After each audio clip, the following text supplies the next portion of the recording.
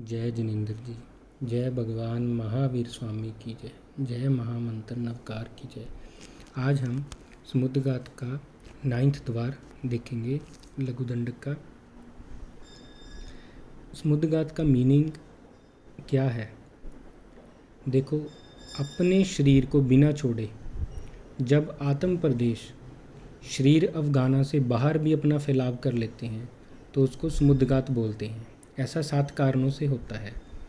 अब जो शब्द समुद्रघात है, देखो उसमें जो पहले के 2 वर्ड हैं, सम का मतलब एक ही भाव से, एक भाव से, एक तरफ से, और उद का मतलब है प्रबलता से, पावर से, और घात का मतलब है बाहर निकलना। आत्मा का 7 कारणों से एक ही भाव से, पूरी प्रबलता से आत्म प्रदेशों का शरीर से बाहर उसका फैलाव हो जाना समुद्रघात कहलाता है। ये 7 कारणों से ऐसा होता है। कहने का मतलब, जैसे जो अपनी आत्मा है, जो जीव की आत्मा है, वह उसके उदारिक शरीर, वेक्री शरीर में पूरा कवर हुई है, उसमें रची पची हुई है। पर जब वह आत्म प्रदेश उसके बाहर आ जाते हैं इन 7 कारणों से, परंतु अपना जो मूल शरीर है, उसका जो बेसिक शरीर है, उसको नहीं छोड़ती, तो वह फैलाव समुद्रघात कहलाता है। अगर वह अपना मूल शरीर भी छोड़ देगी तो वह समुद्रघात नहीं कहलाता, वह तो मरण ही हो गया। कहने का मतलब, जैसे हम नॉर्मल लैंग्वेज में डेथ बोल देते हैं, अगर मूल शरीर पूरा नहीं छूट गया तो वह डेथ है, तो उसका जीव का काल करना हो गया वो तो जब आत्म प्रदेश अपने मूल शरीर में भी रह रहे हैं और उनका शरीर से बाहर आना, वह समुद्रघात कहलाता है। अब देखो, जो फर्स्ट समुद्रघात हम बात कर रहे हैं उसका नाम है वेदनीय समुद्रघात। इसका कारण है असाता वेदनीय का जब प्रबल उदय होता है, जीव को तीव्र वेदना से पीड़ित होता है जब जीव, तो अनंत वेदनीय कर्म पुद्गलों को उदीर्णाकरण से उदय में लाकर उन्हें निर्जित कर देता है। जब किसी जीव को बहुत ज़्यादा वेदना हो रही है, उसका असाता वेदनीय कर्म बहुत प्रबलता से उदय में आता है, तो जो जीव के आत्म प्रदेश हैं वह फैलकर उसके काया से बाहर आते हैं। उसको हम वेदनीय समुद्रघात बोलते हैं। जैसे अपने माउथ है अपना अंदर, वहाँ पे कोई आत्म प्रदेश नहीं है, जो खाली जगह है, नाक है, कान है, पेट है, ये खाली पुलार है, तो इनमें भी फैलाव हो जाता है। आत्म प्रदेशों से सभी भर जाते हैं। जैसे अपने कान के सुराख हैं, नाक के सुराख हैं, ऐसे 1/3 हिस्सा बॉडी में पुलार का ही है, तो आज वह भी आत्म प्रदेश से भर जाते हैं क्योंकि उनका फैलाव हो जाता है। और ये आयाम विस्तार से शरीर मात्र क्षेत्र में कवर कर, आयाम मतलब रेक्टेंगल रूप में, विस्तार से शरीर मात्र क्षेत्र में कवर कर अंतर्मूर्त तक स्थिर रहता है। जीव के अति वेदना होने के कारण उसके आत्म प्रदेश एक आयात रूप में अंतर्मूर्त के लिए सिर्फ वह अपने मूल शरीर से भी बाहर आ जाते हैं, परंतु वह मूल शरीर को छोड़ते भी नहीं। हल्का सा फैलाव होता है उनका, वह वेदनीय समुद्रघात में होता है और ये अंतर्मूर्त से ज़्यादा नहीं रहता। इसमें असाता वेदनीय की मुख्य निर्जरा होती है, इसको हम वेदनीय समुद्रघात बोलते हैं। ये तो हुआ फर्स्ट कारण। अब जो सेकंड कारण है, जिसको हम बोलते हैं कषाय समुद्रघात। तीव्र क्रोध आदि कषाय के कारण आत्म प्रदेशों का आयाम विस्तार से शरीर मात्र क्षेत्र में, देखो फर्स्ट समुद्रघात में भी शरीर मात्र क्षेत्र में आयाम विस्तार में, एक तरह का चौरस तो हो गया स्क्वायर, पर रेक्टेंगल रूप में, उसको बोलते हैं आयाम विस्तार से शरीर मात्र क्षेत्र में कवर कर अंतर्मूर्त तक स्थित रहते हैं। इसमें कषायों के कर्म पुद्गलों की निर्जरा होती है। जब तीव्र क्रोध, मान, माया, लोभ, इस प्रकार जीव तीव्र कषायों से वेदित हो, तो उसके आत्म प्रदेशों का भी फैलाव ऐसे होता है कि वह आयाम विस्तार से अपनी बॉडी से बाहर आ जाते हैं, अपनी मुख्य बॉडी से उनका फैलाव बाहर को हो जाता है। परंतु कोई भी समुद्रघात है, संपूर्णता से शरीर के सभी आत्म प्रदेश बाहर नहीं आते, सभी के सभी, क्योंकि अगर सारे ही आत्म प्रदेश शरीर छोड़ देंगे तो वह जीव का काल है, वह समुद्घात नहीं है। ये मुख्य पॉइंट आप ध्यान रखें। अब तीसरा है मरणतिक समुद्घात। जब जीव का आजुष अंतर्मूर्ति शेष रहता है, जब जीव का आजुष्य कर्म अंतर्मूर्ति शेष रहता है, तब कोई कोई जीव मोटाई में तो शरीर प्रमाण, परंतु लंबाई में उत्पत्ति स्थान तक, जहाँ पर उसका अगला भव होना है वहाँ तक उसका फैलाव हो जाता है। लंबाई में जहाँ उसका डेस्टिनेशन है, जहाँ उसका अगला भव होना है वहाँ तक उसके आत्म प्रदेश फैल जाते हैं। ये असंख्यात योजन तक भी हो जाते हैं, क्योंकि 14 रज्जु में है ही असंख्यात योजन, इससे ज़्यादा तो हो ही नहीं सकता उत्पत्ति स्थान किसी जीव का। तो एक दिशा में ही होता है, जिस दिशा में उसने पैदा होना है उस तरफ उसके आत्म प्रदेश चले जाते हैं, परंतु वहाँ जाकर वह ओज आहार नहीं ग्रहण कर पाते और फिर वह दोबारा शरीर में लौट आते हैं। एक पॉइंट आप इसमें भी ध्यान रखो कि जो समुद्घात है वह शरीर से जब आत्म प्रदेश बाहर आते हैं उसमें जो फैलाव होता है उसको समुद्घात बोलना है। अब एक दिशा में देखो, जो उसकी मोटाई है उस शरीर की वह तो है शरीर प्रमाण, परंतु जो लंबाई है जहाँ तक उसने अपना अगला भव करना है वहाँ तक उसका शरीर के आत्म प्रदेश एक दिशा में फैल जाते हैं और इसमें आजुष कर्म के पुद्गलों की खूब निर्जरा होती है। और इसमें दूसरा पॉइंट ये ध्यान रखने वाला है मरणतिक समुद्घात में कि जब जीव का मरणतिक समुद्घात हुआ, उसके अपने नए डेस्टिनेशन पर जहाँ पर उसने पैदा होना था उत्पत्ति स्थान तक उसके आत्म प्रदेश फैले, परंतु वहाँ उसने ओझार नहीं लिया, वह वापस उसके शरीर में स्थित हो जाते हैं, परंतु उसके अंतर्मूर्त भीतर ही भीतर जीव ने नीमा काल करना ही होता है। ये इसमें ध्यान योग्य पॉइंट है कि जीव अंतर्मूर्त के भीतर काल करेगा ही करेगा। हाँ, दूसरा पॉइंट इसमें यह है कि मरणतिक समुद्घात में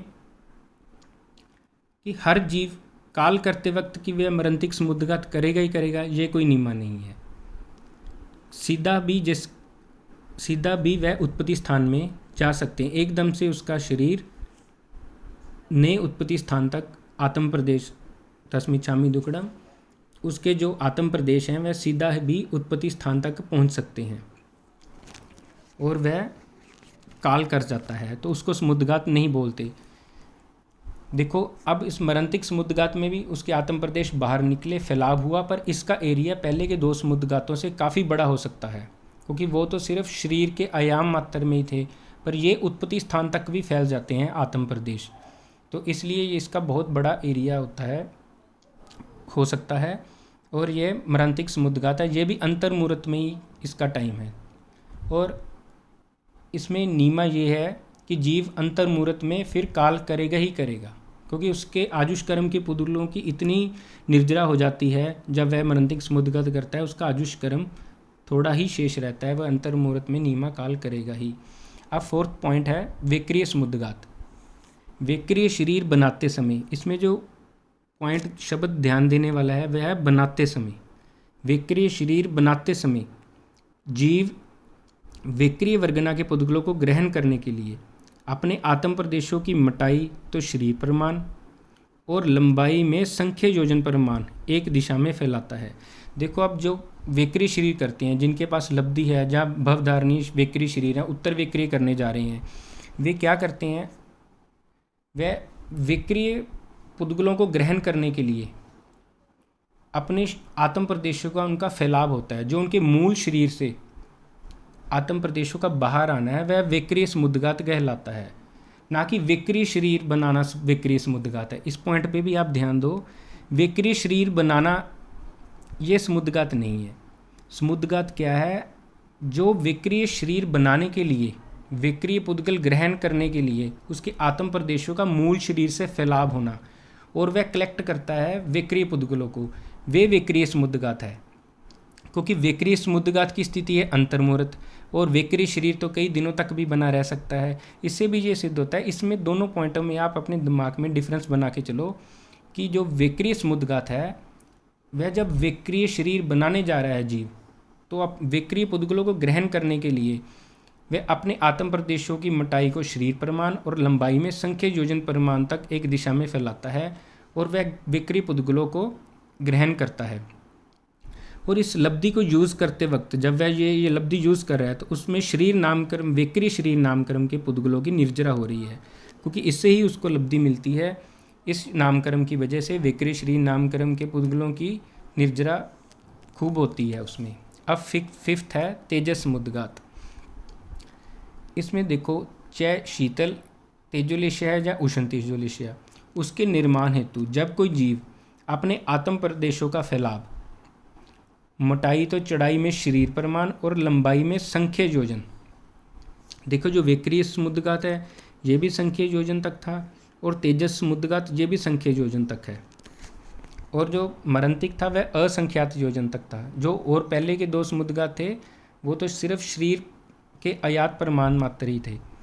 तो ये संख्य योजन तेजस समुद्गात है। इसमें भी जैसे विक्रीय शरीर बनाते वक्त आत्म प्रदेश फैलते हैं, उनको कलेक्ट कर रहे हैं, वैसे ही इसमें सेम तेजस मुद्गात में तेजो के जो पुद्गल हैं उसको ग्रहण करने के लिए, उनको कलेक्ट करने के लिए ग्रहण करता है, क्योंकि इसमें भी देखो आप ध्यान से मोटाई चौड़ाई में शरीर प्रमाण और लंबाई में संख्या योजन प्रमाण कर तेजस पुद्गलों को ग्रहण करता है। जो ग्रहण करने के लिए उसके आत्म प्रदेश फैले हैं उसको तेजस मुद्गात बोलते हैं।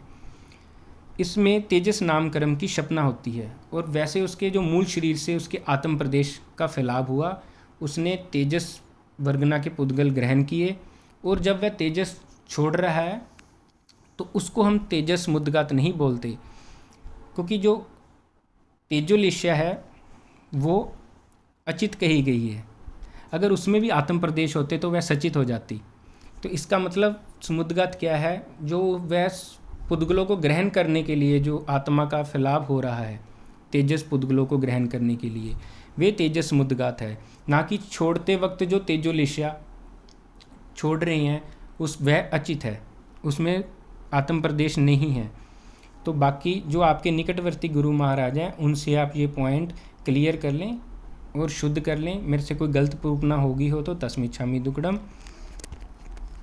अब देखो शरीर से आत्म प्रदेशों का फैलाव तेजस पुद्गलों को कलेक्ट करने के लिए होता है, छोड़ते समय वे एकांत पुद्गल हैं।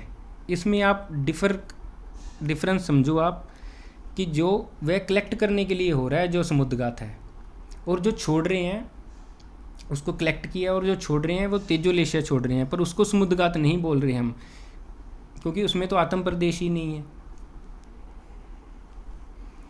अब देखो सिक्स्थ, यह है आहारक समुद्गात। जब 14 पूर्वधारी साधु द्वारा जीव दया, इन जो कारण लिखे हैं उनके लिए बनाते हैं, जीव दया तीर्थंकर दर्शन के लिए, ज्ञान ग्रहण, संशय निवारण के लिए, मोटाई में शरीर प्रमाण, लंबाई में संख्यात योजन प्रमाण, एक दिशा में आत्म प्रदेशों दंड निकालकर आहार वर्गना के पुद्गल ग्रहण करता है। देखो वैसे ही सेम इसमें भी है, जैसे पिछले हमने 2 अभी जाने हैं कि आत्म प्रदेशों का फैलाव कर वो साधु जी वो आहारक वर्गना के पुद्गलों को ग्रहण करते हैं, और उसके बाद वह शरीर का आहारक शरीर का निर्माण होता है। इसमें आहारक शरीर नामकर्म की शपना होती है। अब इसमें पॉइंट जो जानने वाले हैं वो हम देखते हैं। कोई 14 पूर्वधारी ही आहारक शरीर ही बना सकते हैं, सभी नहीं। ये तो नीमा है कि जो आहारक शरीर बनाएगा वे कम से कम 14 पूर्वधारी तो हो ही, परंतु सभी 14 पूर्वधारी आहारक शरीर नहीं बनाते, सभी के पास ये लब्धि नहीं होती। आहारक शरीर समुद्गात नहीं, आहारक शरीर बनाने के लिए जब 14 पूर्वधारी मुनि अपने औदारिक शरीरस्थ आत्म प्रदेशों का फैलाव करते हैं उसे आहारक समुद्गात कहते हैं। इस पॉइंट को सभी में यही लागू हो रहा है कि आत्म प्रदेश का फैलाव हो रहा है और वह ग्रहण कर रहे हैं आहारक वर्गना के पुद्गल। अब उसका फिर आगे यूज़ करते हैं, शरीर बनने में जो यूज़ होता है, जो शरीर बन रहा है वो समुद्गात नहीं, जो आत्मों का आत्म प्रदेशों का फैलाव हो रहा है जिस पुद्गलों को ग्रहण करने के लिए वह समुद्गात कहलाता है। अब देखो स्त्री आहारक शरीर नहीं बनाती क्योंकि वह 14 पूर्वधारी नहीं हो सकती, परंतु केवली बन सकती है, परंतु आहारक लब्धि की बंधक हो सकती है। ये भी पॉइंट देखने वाला है कि स्त्री में आहारक लब्धि का बंधक तो हो सकती है स्त्री, कोई साध्वी जी आहारक लब्धि आहारक नामकर्म का बंध तो कर सकती हैं, पर उदय स्त्री के शरीर में कभी नहीं आता।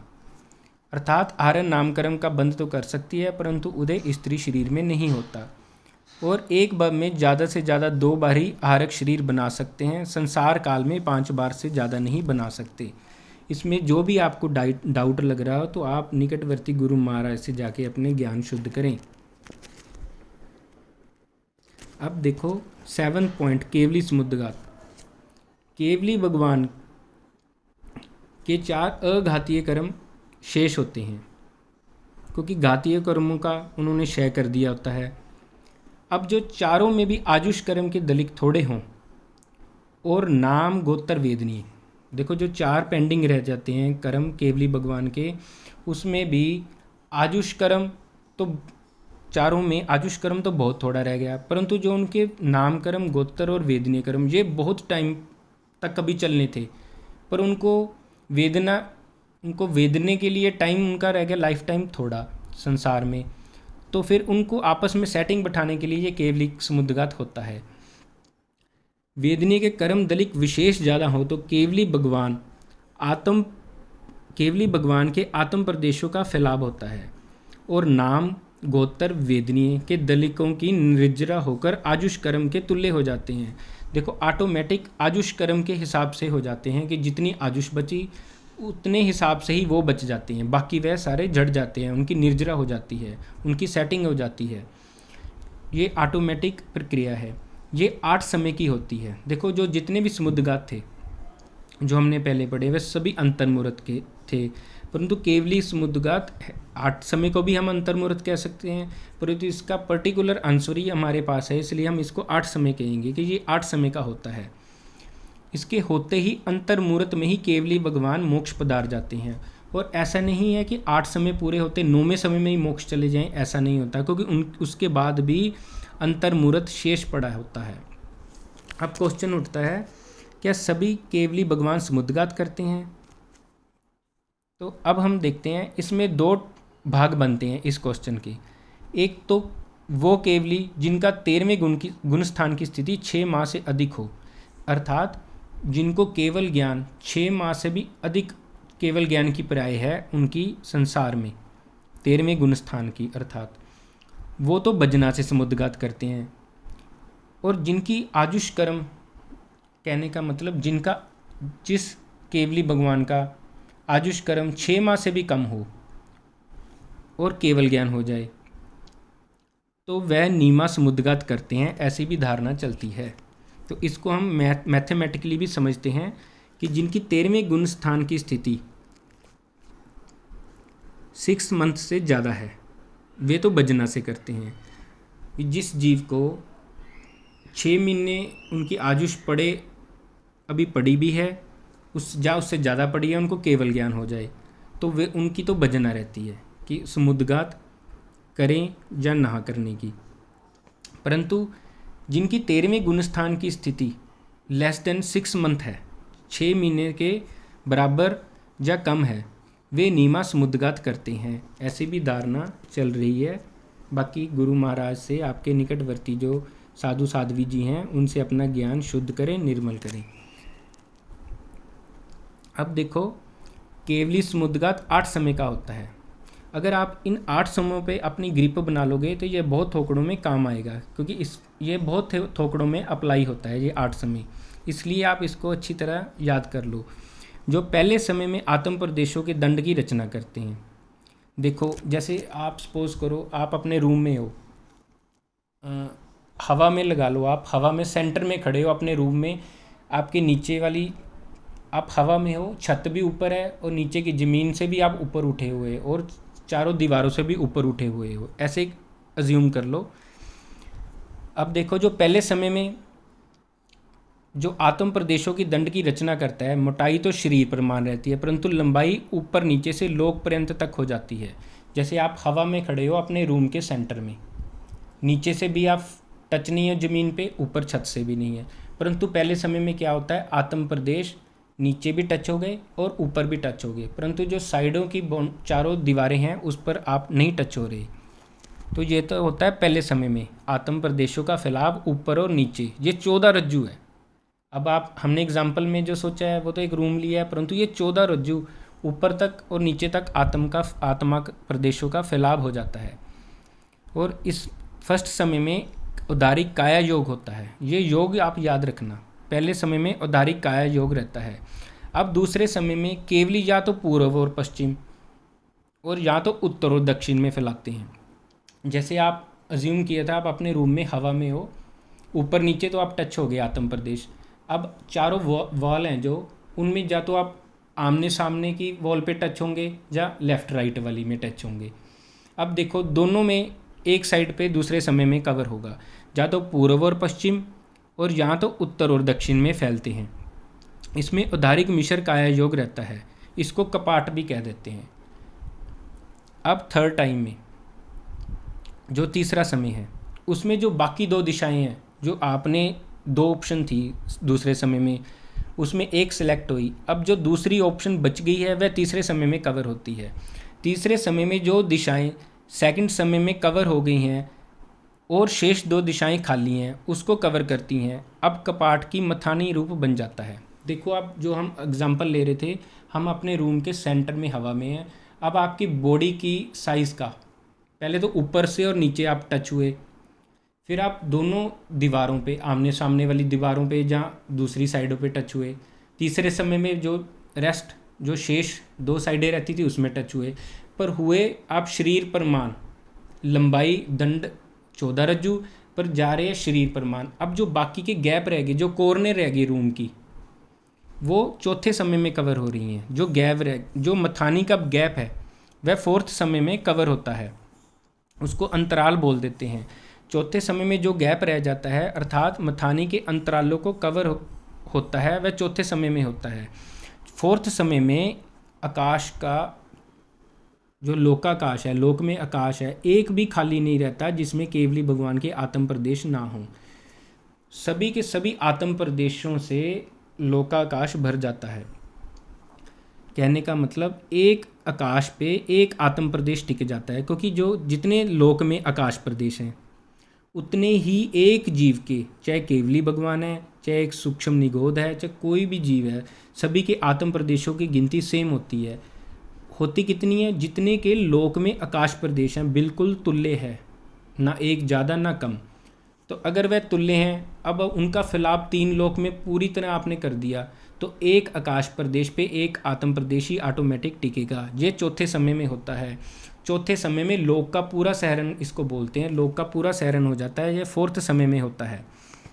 आपने पूरा कमरा, अपना रूम कवर कर लिया फोर्थ समय में। तो इसमें कार्बन काया योग, देखो थर्ड समय में भी कार्बन काया योग था, फोर्थ समय में भी कार्बन काया योग है। पांचवें समय में अब देखो जो हमने स्टेप लिए हैं वही स्टेप अब बैक होंगे, रिवर्स गियर डलेगा उनका एक तरह का। पांचवें समय में बैक सिस्टम शुरू हो जाता है, अर्थात आत्म प्रदेशों का संकुचित होने लगते हैं, उनका संकोच होने लगता है।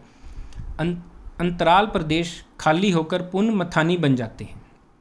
देखो जो कॉर्नरें थी वहाँ से कवर होकर फिर वह मथानी रूप बन जाते हैं, वैसे ही सेम बैक आता है। इसमें भी कार्बन काया योग रहता है।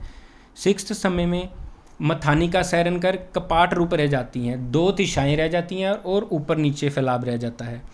तो साथ में देखो सिक्स्थ समय में उदारिक मिश्र काया योग है। अब जो योग यहाँ पे चेंज हो गया, लगातार fourth fifth third fourth fifth में कार्बन काया योग चल रहा था, अब सिक्स्थ समय में उदारिक मिश्र आ गया। सातवें समय में कपाट का सैरन कर दंड रूप रह जाती हैं, इसमें भी उदारिक मिश्र योग चलता है। कहने का मतलब सातवें समय में अब क्या हो गया, जो कि पहले समय में था उसका सैरन भी हो रहा है। देखो ये दो किरें साथ साथ चल रही हैं। सातवें समय में सैरन हो रहा है कपाट का सैरन कर दंड रूप रह जाती हैं, ऊपर नीचे फैलाव रह जाता है आत्मा का सातवें समय में। आठवें समय में जो दंड का भी सैरन होना शुरू हो जाता है, जो ऊपर और नीचे का था उसका भी संकुचित होना शुरू हो जाता है, और आठवें समय में उसका संकुचन और शरीर, ये दोनों क्रिया चलती हैं। 9वें समय में केवली भगवान संपूर्ण शरीरस्थ हो जाते हैं।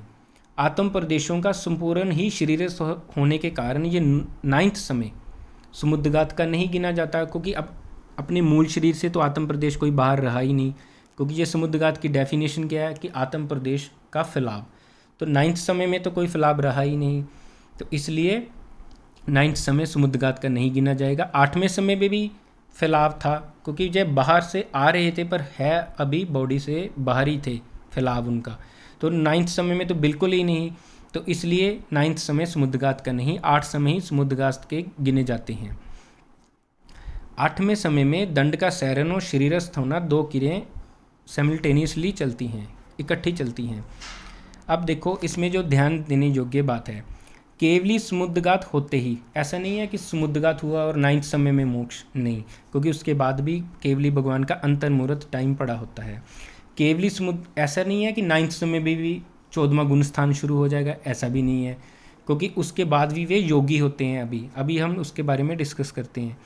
केवली समुद्रघात होते ही साथ निर्वाण नहीं होता, क्योंकि उसके बाद भी अंतर्मुहूर्त उनका पड़ा होता है, उसमें भी वह मनोयोग, वचन योग, काया योग का व्यापार करते हैं।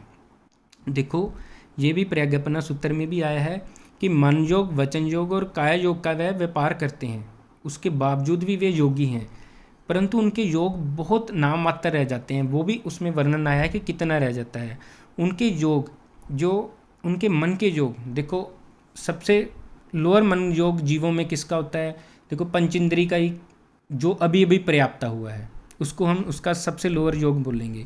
उससे भी असंख्यात गुना हीन होता है केवली भगवान का समुद्रघात के बाद मन योग।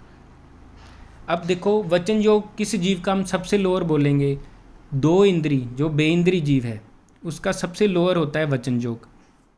उससे भी असंख्यात गुना हीन जो केवली भगवान समुद्रघात के बाद उनका होता है, वह उससे भी असंख्यात गुना हीन वचन योग उनका होता है। और उनके काया योग, जो देखो सबसे सूक्ष्म जीव हैं, जो उनका अपर्याप्तता में जो उनका काया योग है, उसका भी असंख्याता गुना हीन, देखो इतना कम काया योग उनका रह जाता है कि नामात्र भी हम उनको कह सकते हैं, परंतु अयोगी नहीं, तब भी वह अयोगी नहीं कहलाते, क्योंकि उनमें योग है पर इतने कम पावरफुल रह जाते हैं, पर फिर भी हम उनको अयोगी नहीं बोल सकते। सबसे पहले अब इतने कम योग रहने के बाद अब वे अपने योग किस प्रकार त्यागते हैं।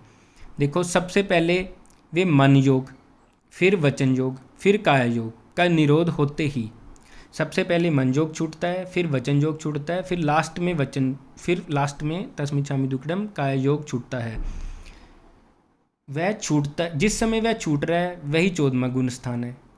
जो लास्ट समय में काया योग छूटा और अगले समय ही 14वां गुण स्थान अयोगी केवली का शुरू हो जाता है।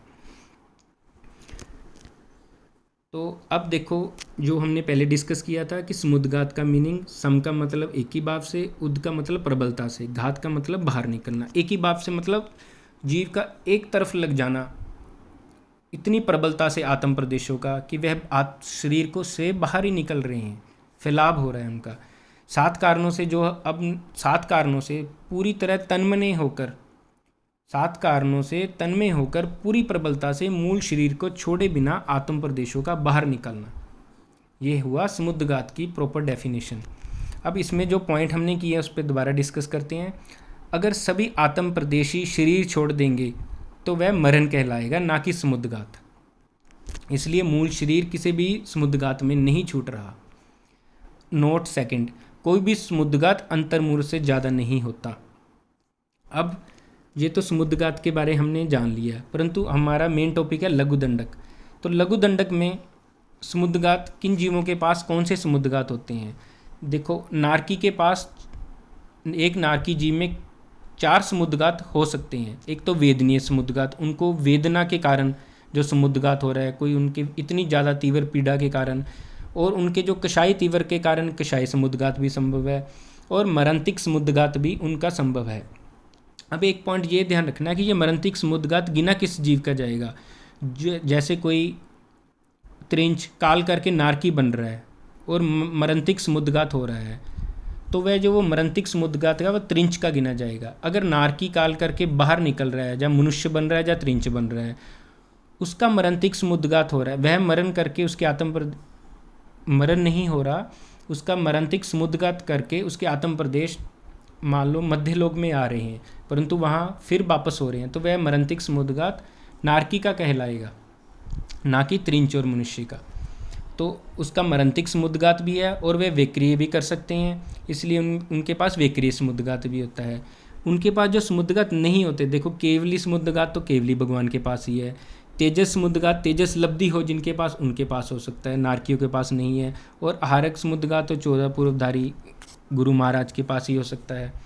तो इसलिए नारकियों में सिर्फ 4 समुद्रगात ही संभव है। अब देखो 12वें देवलोक, जो सभी वानव्यंतर देव लगा के सभी नीचे से 12वें देवलोक तक 4 समुद्रगात तो यही जो नारकियों के पास हमने कहे हैं, प्लस उनमें तेजस समुद्रगात भी होता है, तेजो लब्धि भी उनके पास होती है। बस उनके पास केवली और आहारक समुद्रगात नहीं होता, क्योंकि ये तो केवली भगवान और साधु महाराज की बात है। और 13वें देवलोक से लेके 26, कहने का मतलब नवग्रेवक और 5 अनुत्तर विमान, उनके पास वैसे तो लब्धि होती है विक्रिय समुद्रगात की, तेजस लब्धि की, परंतु वे यूज़ ही नहीं करते, उनमें इतनी चंचलता ही नहीं है, तो इसलिए उनके जीवन में ये समुद्रगात घटित ही नहीं होते। वैसे लब्धि है उनके पास विक्रिय करने की भी और तेजस लब्धि भी, परंतु वे यूज़ ही नहीं करते, तो इसलिए उनमें समुद्रगात ये नहीं पाए जाते। इसलिए उनमें सिर्फ वेदनीय और कषाय और मरणिक, ये 3 समुद्रगात उनमें पाए जाते हैं। और 4 स्थावर वाजुकाय को छोड़कर, क्योंकि जो बादर वाजुकाय है उसको हमने छोड़ा है, परंतु अगर सूक्ष्म वाजुकाय लेनी है तो वह इसमें इंक्लूड कर सकते हो आप। 4 स्थावर, 3 विकल इंद्रिय, 5 इंद्रिय असन्नी, युगलिक मनुष्य और युगलिक त्रिंच, असन्नी मनुष्य, इनमें सिर्फ 3 ही पाए जाते हैं, वेदनीय, कषाय, मरणिक, क्योंकि ना तो इनके पास विक्रिय करने की शक्ति है, ना ही केवली वाली समुद्रगात होना है, और ना ही आहारक और ना ही तेजोलब्धि, सिर्फ ये 3 समुद्रगात ही पाए जाते हैं। परंतु जो बादर वाजुकाय का पर्याप्त जीव है उसके पास विक्रिय की शक्ति होती है, तो वह विक्रिय भी कर सकता है। इसमें एक पॉइंट उसका एक्स्ट्रा ऐड हो गया विक्रिय समुद्रगात का। अब जो सन्नी त्रिंच, उसमें देखो विक्रिय बहुत ऐसे त्रिंच है जिनके पास लब्धि होती है एक विक्रिय शरीर बनाने की, तो जब भी वह शरीर बनाएंगे तो उनका विक्रिय समुद्रगात होगा, वो भी ऐड होगा। और तेजस लब्धि भी उनके पास, तेजो लब्धि भी होती है, हो सकती है। तो ये 5 समुद्रगात उनके जीवन में संभव हैं। तो कर्म भूमि के मनुष्य के पास तो सभी के सातों संभव हैं, क्योंकि वे 14 पूर्वधारी भी हो सकते हैं, केवली भी हो सकते हैं, तो इसलिए सभी के साथ हैं। और सिद्ध भगवान में कोई समुद्रगात नहीं, क्योंकि समुद्रगात की डेफिनेशन ही क्या है कि आत्म प्रदेशों का शरीर से बाहर आना। सिद्ध भगवान के तो शरीर ही नहीं है, तो इसलिए कोई समुद्रगात नहीं उनमें पाया जाएगा। तो अब इनमें लघुदंड के हिसाब से अगर याद करने का वे है, देखो 3 समुद्रगात तो सभी जीवों में ही हम लेते हैं समुच्चय तौर पर ऐसा नहीं है कि मरणिक कोई भी जीव मरता है तो मरणिक समुद्रगात से ही मरता है, ऐसा भी नहीं है। क्योंकि मरण जो कीड़ी की कतार से होता है समूह मरण, वो आगे डिस्कस बाद में करेंगे। ये कहने का मतलब जो वेदनीय, कषाय और मरणिक, ये तो सभी संसारी जीवों में संभव है। भजना से इसलिए लिखा है क्योंकि ये जरूरी नहीं कि वे मरणिक समुद्रगात से ही काल करेंगे। तो इसमें जो भी मेरे से गलत प्रूफ ना होगी हो, या लिखने में या बोलने में, तो आप कृपया अपने निकटवर्ती गुरु महाराज जी के चरणों में जाकर अपना ज्ञान शुद्ध करें और मुझे भी गलत प्रूपना से के दोष से मुझे बचाएं। तो आप अपने गुरु महाराज से अपना ज्ञान शुद्ध करें और अरिहंत सिद्ध भगवान की को साक्षी रखकर मैं बारंबार कीमत कामना करता हूँ, बारंबार तस्मिच्छामि दुक्कडम कहता हूँ। मेरे से भगवान की ये कीमती वाणी की कोई भी अविनय साधना होगी हो तो तस्मिच्छामि दुक्कडम, तस्मिच्छामि दुक्कडम। जय जिनेंद्र जी, जय भगवान महावीर स्वामी की जय, जय नवकार महामंत्र की जय।